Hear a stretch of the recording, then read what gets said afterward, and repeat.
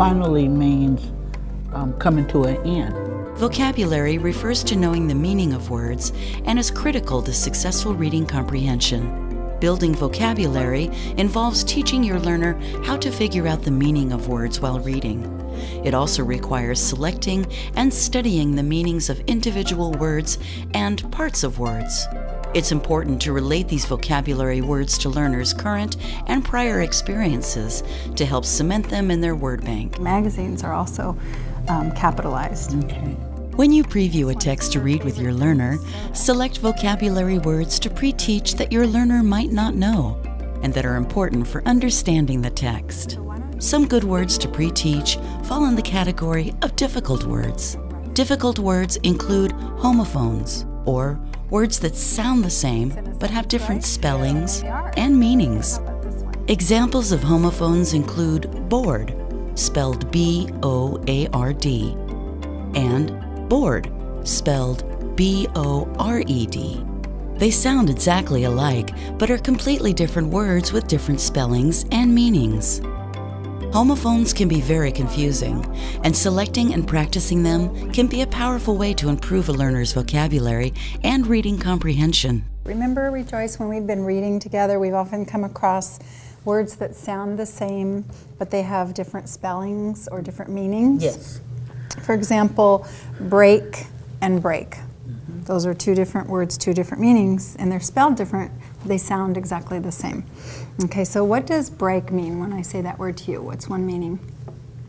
What, like we're going on a coffee break? Yeah, Yeah. that's a good one. Yeah, or I could break my leg if I fall. You can break glass, right? Yes. So there's that example. What if that's spelled B-R-E-A-K, break, right? Okay. So what if I spell B-R-A-K-E? Like here's the break we just talked about. This is B-R-A-K-E. That's the brake on the car. Right. So can you put that one in a sentence? I stepped on my brakes but to come to a complete stop. Perfect. That's great. So two different meanings and they sound exactly the same. Yeah. So those can be really confusing when you're reading and especially when you're writing because you aren't always sure of how to spell the correct one because they sound the same. So we're going to use some strategies today to try and help you remember those. They're called homophones. Homo means the same, Okay. and phone means sound. Okay, so they sound the same, Okay. but they're spelled differently. We're going to study them in pairs so that you can get both meanings and see the difference in the meanings and the spellings, use examples of them, and put them in your word bank. Okay. Okay, one way to do that is to use words that we've come across when we're reading and writing together. So I've compiled this list of some of the ones that we've come across and that you've questioned or we've talked about. And there's sentences here that have blanks in them, and we're going to choose the right one that sounds the same to put in there to fill up that blank. So why don't you just read the word first and then decide which one goes in there and you can write it in. I'll just blank this door while I change my blank. Okay. Oh, that's easy. Okay. Okay. So go ahead. Okay. So this is the close. I'll just close this door. And while I change my clothes. Okay. So do you want to go ahead and write those in? By using them in the sentence, in context, it helps you remember which one is used to mean what and how to remember to spell them. Yes. Okay, so we'll just practice that way. Here's another one. Blank, have a piece of sand in my blank and it really hurts. Okay, the word So I and I. I. Okay, you want to try that one? Okay. The person who delivered our blank is a blank. The person who delivered our mail, M-A-I-L, Great. is a male, M-A-L-E. Perfect. So I think it's important to say the word out loud to yourself or out loud before we read the sentence, and then you have it in mind when you're Okay. going to fill in your blanks. Okay. So this one is, Number 4 is in and in. do you know the difference? Yes. Okay. Like I'm going into something and an in like a hotel or Yes, inn where or you something. stay overnight. Okay. So, My husband and I are staying in and in by the ocean this weekend. that's a funny sentence, Yes, but that is. it works.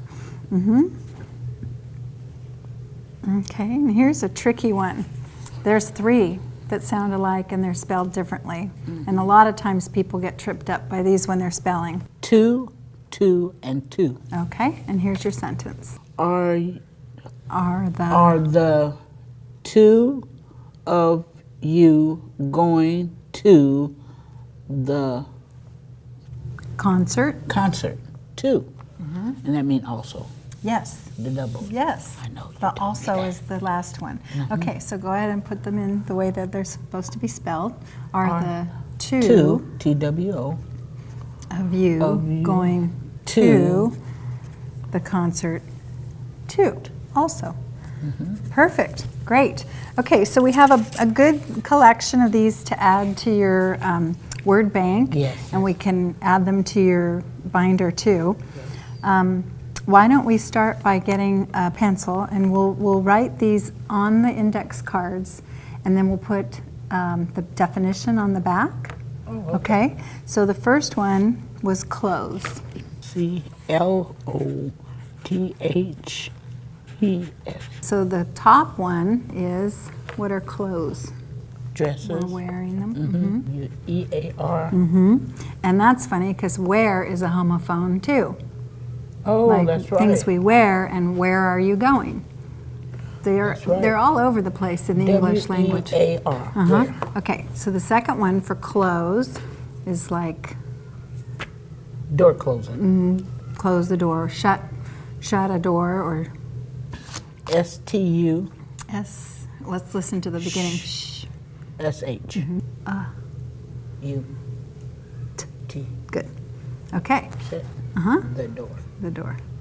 You can also draw pictures if you want on the front. You know, you could make a little picture to remind yourself of the difference. Okay. And then this one, you know, you could just put a picture of the door for close the door. Okay. This is a good way to build your vocabulary. You're learning like 2 words Yeah. for the price of 1, huh? Yeah. So can you think of any other homophones that you know? It was the C and C. Okay. C, like vision. And then the C. Like, give me a definition of that. A body of water. So we could just use a symbol like that for water. Yeah. And so we'll make a card for that as well. Okay. Okay? So if we go into your binder, we can show that that's part of your vocabulary section. Oh, it would be. Yeah, because these are just words that you're learning the meanings of. That's And we what can this is add about. a little sub-tab in here if you want for homophones. Okay. And then we can put these examples in there. Okay. Okay? That might be good for homework. What do you think? Yep. Okay. I have this list of homophones for you. Oh. This is way more than what we practiced today because there's a lot of them in the English language. Okay. So when we make up that tab for your binder in the vocabulary section, we can just hole punch this if you'd like to have this for your reference. That way when you're writing, if you're not sure, you know the word but you don't know how to spell it, you can just refer to this Oh, list. okay. Okay? So we can put that into your binder. Okay. All right? Developing background knowledge and a strong vocabulary is key to reading well. For this reason, it's important to explicitly and regularly focus on vocabulary development with your learner. You've seen a tutor do quite a bit of talking when explaining a new strategy. During most lessons, you and your learner would be equally talkative.